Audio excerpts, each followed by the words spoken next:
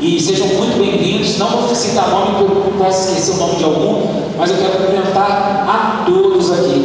E eu falei com o Paulo, que é diretor da José Abranches, né? Que eu estava lá no Congresso Nacional quando estava se discutindo a emenda constitucional que incluiu o policial penal no rol do artigo 144 da Constituição. Eu estava nos Pitágoras lá, fazendo uma visita técnica, e o Paulo estava quebrando lá, Senado, Congresso, e muito bom ter essa emenda constitucional que se promulgada pela mesa do Congresso Nacional. Foi muito bom, viu? Sejam todos bem-vindos, diretores, todos os policiais penais aqui presentes, policiais civis, policiais militares, que são afetados aí. Eu serei o mediador da palestra, tá? Que serão afetados diretamente com essas inovações legislativas do pacote de crimes. Tenente Ramon. Primeiramente, boa noite. Quero agradecer aqui ao senhor comandante do 40º Batalhão, o senhor Tenente Coronel Lucas Pinheiro, e ele, em nome do comandante, os militares do 40º Batalhão agradecem o convite. O pessoal do fundo, me ouviu bem? Está tranquilo? Então, em nome do São Marcos Paulo, eu quero cumprimentar todos os presentes, as autoridades presentes aqui. O doutor Leonardo não teve a oportunidade de continuar presente ali em função das demandas funcionais, mas nós vamos trabalhar aqui um recorte, mesmo porque a lei que trouxe as inovações do pacote de crimes, que é a lei 13.964 de dezembro de 2019, ela traz inúmeras alterações e algumas inovações, algumas positivas, outras nós temos que noticiar, mesmo porque o público presente aqui, nós temos aqui um público significativo de pessoas que estão contempladas dentro do rol de agente de segurança pública, então é muito importante a gente trabalhar, ainda que pouco tempo, mas falar aqui alguns pontos relevantes e que foram não tão interessantes para a nossa atividade. Vou tentar marcar aqui. Então vamos lá. Primeiramente, nós temos que nos contextualizar em relação a agente de segurança pública e as inovações da lei que trata do pacote anticrimes. Então, primeiro, aonde está essa figura? Onde esse agente de segurança pública se encontra dentro do contexto da Constituição Federal? Artigo 144, CAPT. Nós temos que fazer a leitura desse artigo para a gente entender quem são esses órgãos que fazem a segurança pública, mas vamos ver o que trata aqui o CAPT. Segurança pública, dever do Estado, todos nós sabemos disso, só que a sociedade, ela sabe que é direito do Estado, direito e responsabilidade, só que ela está olhando apenas o direito, esquecendo da responsabilidade que todos têm com manter a ordem da sociedade. E temos a finalidade, preservar a ordem pública e dar a imunidade às pessoas do patrimônio. Passa, por favor.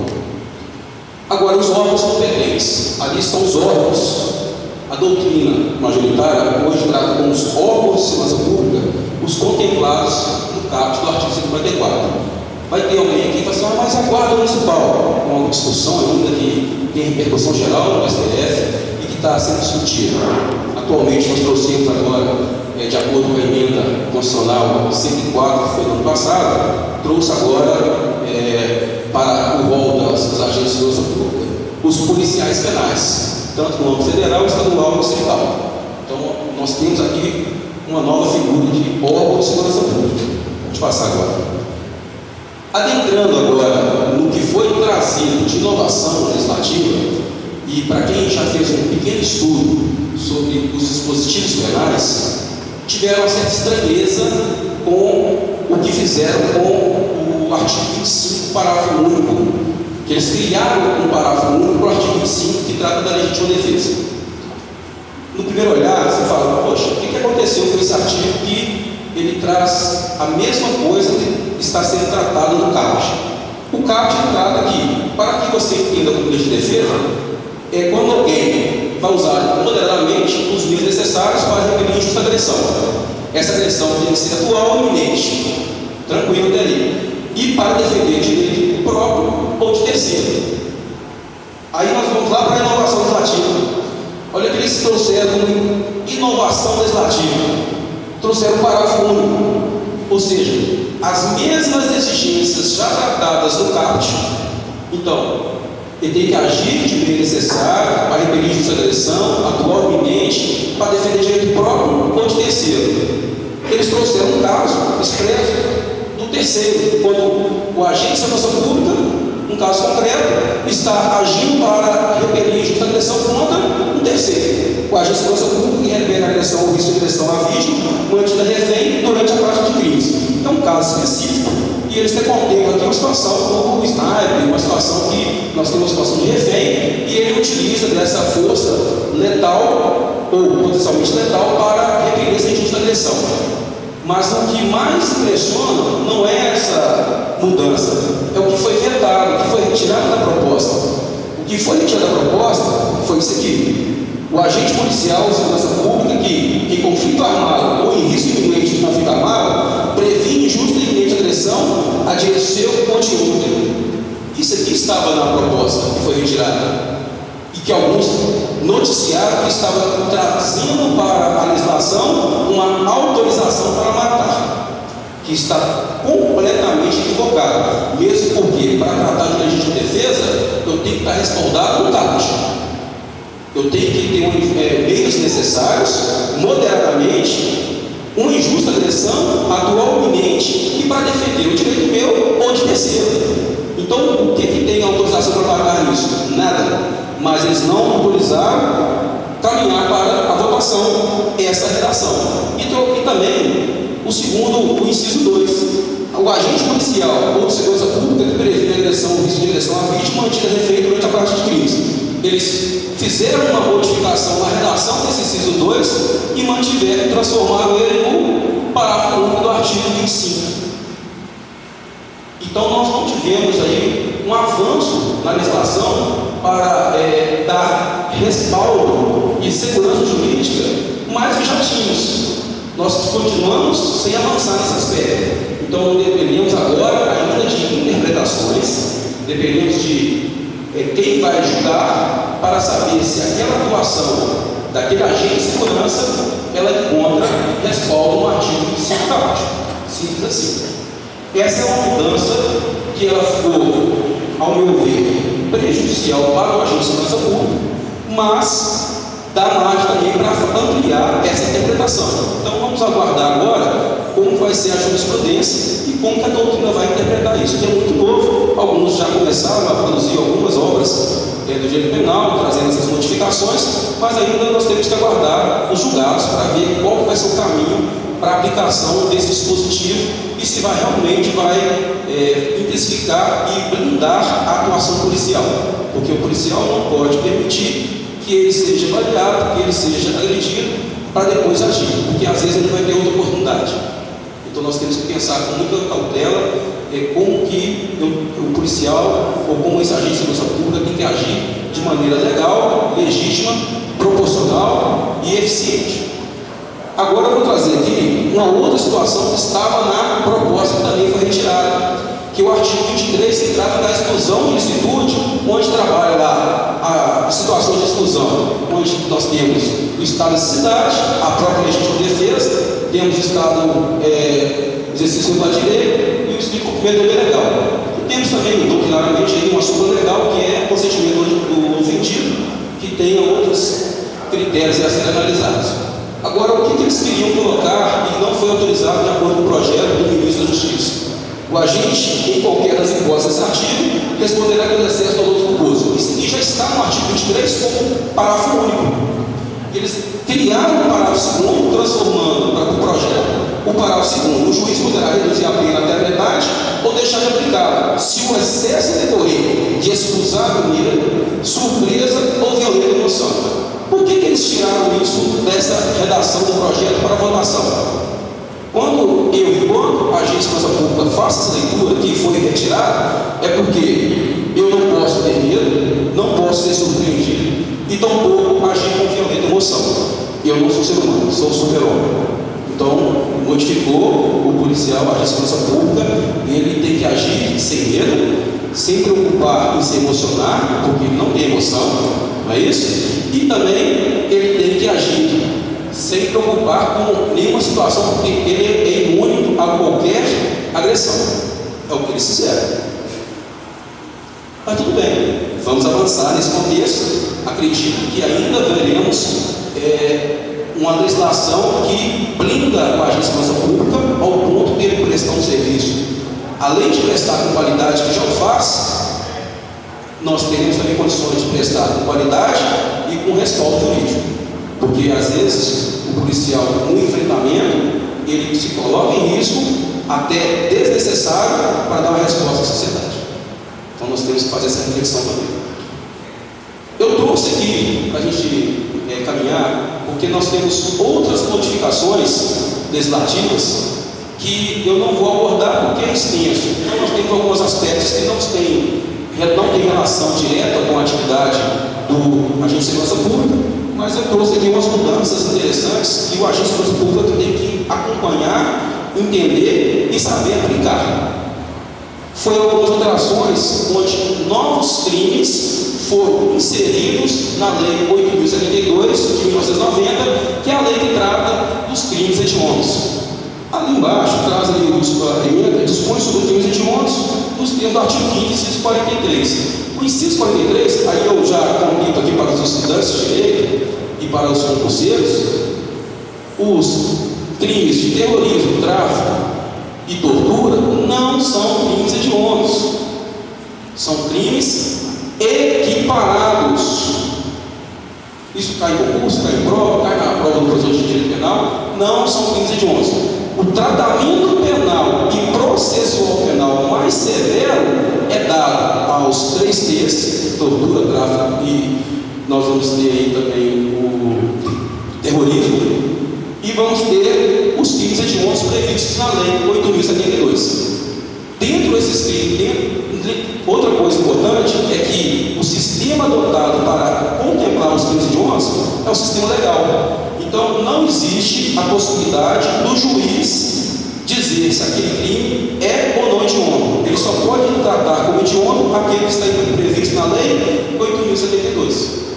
Isso é obrigatório, porque o sistema adotado é o sistema legal e não o sistema jurídico. Tranquilo? Pode passar. Eu trouxe 3 crimes que foram inseridos pela lei no pacote de crimes que eu vejo como relevantes para a atividade do agente de segurança pública. Primeiro, nós temos aqui um furto qualificado por empregos explosivos ou de artefato análogo que causa perigo comum. Então nós temos agora um crime de furto, só que esse crime de furto ele foi qualificado porque tem emprego de artefato explosivo. E esse artefato explosivo por si só, na prática do crime de furto, que não tem violência ou grave ameaça contra a pessoa, foi contemplado como crime hediondo, mas não porque ele traz uma violência ou grave ameaça imediata para a pessoa, mas traz um terror local. Ele preocupa mais às vezes do que com o próprio roubo, porque às vezes o roubo é de uma pessoa que ninguém fica sabendo. Quando tem um atentado, num caso desse, com explosão de caixa eletrônico, toda a comunidade local fica aterrorizada, fica espantada, fica assustada. Então, nada mais justo e adequado que, volta por favor, que trazer esse crime para o crime hediondos. Não sei se vai permanecer, vamos ver se vai ter alguma discussão sobre a constitucionalidade em relação à proporcionalidade, em relação a isso, se vai manter esse crime como crime hediondo. Pode passar, por favor. E temos também um outro crime, que é o crime de roubo, circunstanciado pelo emprego de arma de fogo, artigo 157 para o 2º do Código Penal, e o roubo pelo emprego de arma de fogo de uso proibido ou restrito. Olha que interessante, no caso de arma de fogo, qualquer tipo de arma, qualquer tipo de arma que seja de fogo, sendo ela permitida, sendo de uso permitido, sendo de uso restrito e de uso proibido, vai contemplar como crime hediondo.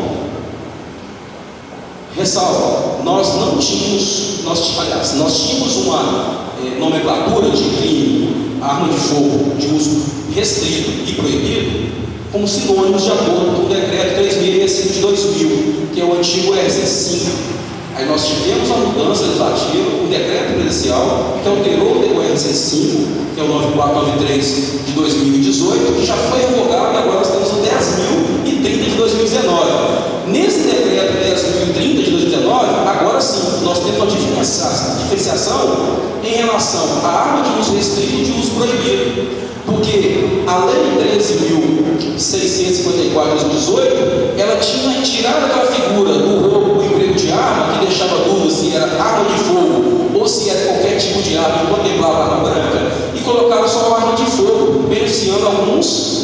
algumas situações de julgados já, transitado julgado, que trouxe o benefício.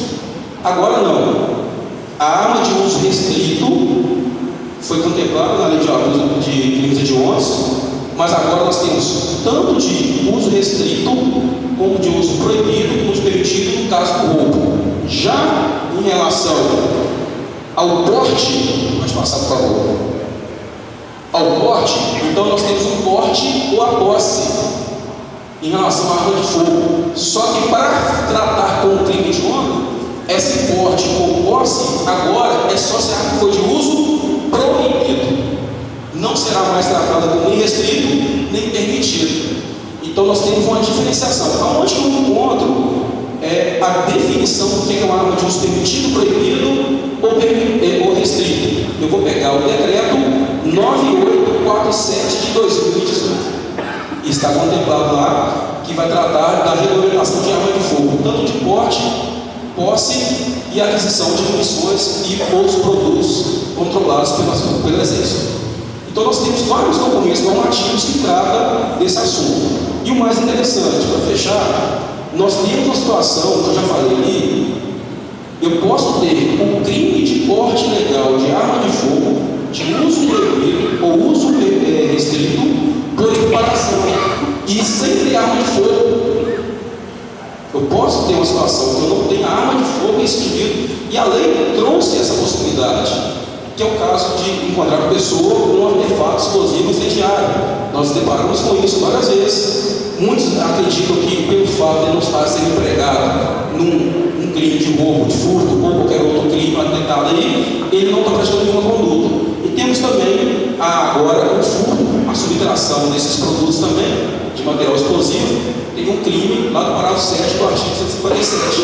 Então nós temos que atentar, entender e aplicar da melhor forma possível a legislação penal para dar uma resposta e permitir que o Ministério Público, através da investigação da Polícia Civil ou Polícia Federal, consiga oferecer denúncia, consiga primeiro iniciamento, oferecimento de denúncia, julgamento, condenação e colocação em cárcere desse indivíduo que não pode ficar no meio da sociedade.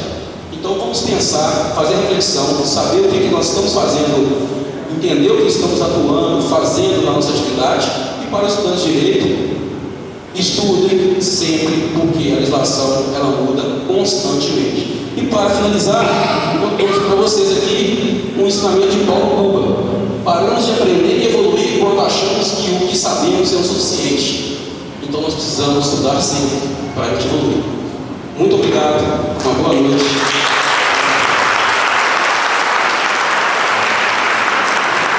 Muito bom. Mas eu tenho mais algumas, como eu sou mediador, a respeito do que afeta diretamente a agente de segurança pública. E a primeira coisa que eu suscito a discussão é justamente esse arranjo do Congresso Nacional, que essas alterações. E quando nós participamos das comissões, quando nós andamos no Congresso Nacional, eu acredito que para o membro da comunidade jurídica, ele tem que ir onde as leis são criadas, para entender como é que funciona a tramitação dos projetos de lei, nas propostas de emenda à Constituição, para você perceber, né, através dos representantes do povo, tem competência constitucional na criação de lei, na modificação de uma Constituição super rígida, através de emenda constitucional, como acontece esses arranjos e como acaba em umas situações como essas do parágrafo único do artigo 25, que traz essa causa, né, essa hipótese de legítima defesa de terceiro, algo que já é consagrado na doutrina, assim, que, né, alunos aqui no primeiro período que tiveram aula comigo no semestre passado sabem que existe a legítima defesa própria e a legítima defesa de terceiro, e aí traz um assunto que já é debatido.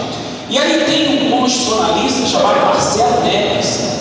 Ele tem uma obra super, hiper, mega debatida na filosofia constitucional, é chamada A Constitucionalização Simbólica. Ele traz uma figura de legislação como álibi, que são legislações que são produzidas a troca de caixa, justamente para atender a expectativa da sociedade, mas que aumentam e hipertrofia legislativa e legislações que não trazem nenhuma efetividade no meio social, impacto, né? Então, assim, acabou chovendo no molhado e acabou ficando do jeito que está. o agente de segurança pública que vitima, né, que comete ali, em tese, um crime de homicídio, no exercício, o regular do direito, o incumprimento do dever legal, e principalmente na legítima defesa, ele vai ser contemplado aí, havendo requisitos autorizados para isso, com a legítima defesa de uma forma tranquila, e isso aí não trouxe modificação nenhuma.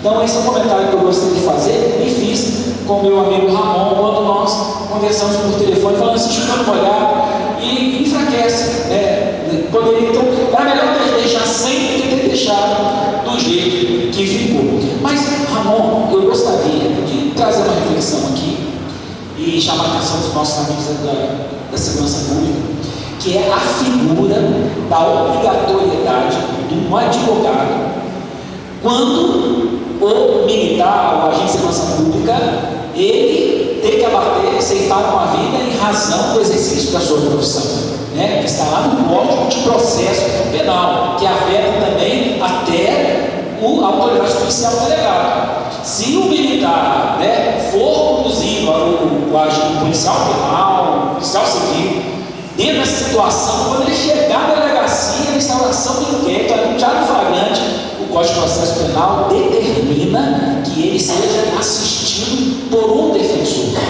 Então, eu quero perguntar para você, primeiro, como isso impacta o exercício da sua profissão? E o exercício da profissão de vários colegas aqui.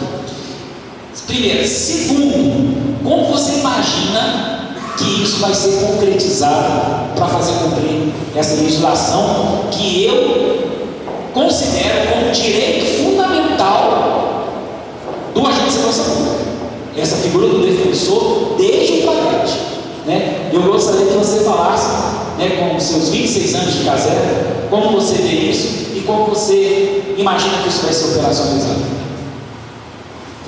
Vamos lá, não é uma pergunta fácil, né?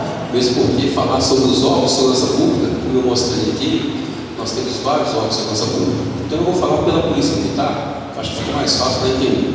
A Polícia Militar, ela tem, na sua atuação, nós já temos legislação própria, onde já determina que o assessor jurídico da unidade, ele faça essa assistência ao militar, independente do tipo de intervenção que ele faz na rua. Então, se ele acha, ou o comandante, ou ele mesmo, precisa, entende ser necessário, que vai necessitar ali da ratificação daquela prisão, porque a conduta dele não fica deslumbrada no primeiro momento, é uma excludente de licitude, ele pode ter assessoria tranquilamente desse assessor jurídico. Trazendo isso para qualquer força de segurança pública, eu vejo que muitos aqui, agora eu vou trabalhar com Minas Gerais. Nós temos associações que prestam serviço jurídico de assistência jurídica aos militares, ao sistema da Polícia Penal, à Polícia Civil. Nós temos várias associações que já contemplam essa prestação de serviço.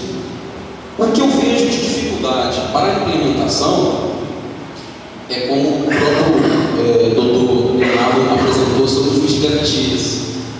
Fazer que chegue em todos os lugares do Brasil. Falar de Minas Gerais, eu acho que não é tão difícil, ainda que nós tenhamos 853 municípios, não é tão difícil de falar da Força de Segurança Pública de Minas, que ela está à vanguarda, ela está à frente de muitos estados. Mas tem os estados que ele é muito carente de tudo. Então eu vejo uma dificuldade para essa Força de Segurança Pública nesses locais. Acredito que vai ter que flexibilizar essa situação, ou eles vão ter que modificar a redação, ou revogar, tratar como constitucional, não sei se chega do campo da inconstitucionalidade, mas falar que para todo caso nós teremos ali um defensor, aí nós vamos falar da Defensoria Pública. A Defensoria Pública ela está disponível para atender todos os casos? Eu não sei se é o papel. Isso. Se eu não tenho condições de arcar com o advogado, aí agora só falo que o órgão que vai fazer a prisão desse agente de segurança é que tem que providenciar. Nós vamos ter que provocar a Defensoria Pública para estar presente. Se não tiver, isso eu estou pensando na lógica de Brasil, não do estado de Minas Gerais ou Belo Horizonte ou Rio Grande das Neves. Eu vejo que vai ter que avançar muito para chegar a uma resposta, mas eu sei que a OAB também vai poder nos auxiliar nesse sentido. Então nós contamos com o apoio de todos os órgãos que buscam, principalmente como o senhor falou, respeitar e preservar um direito constitucional.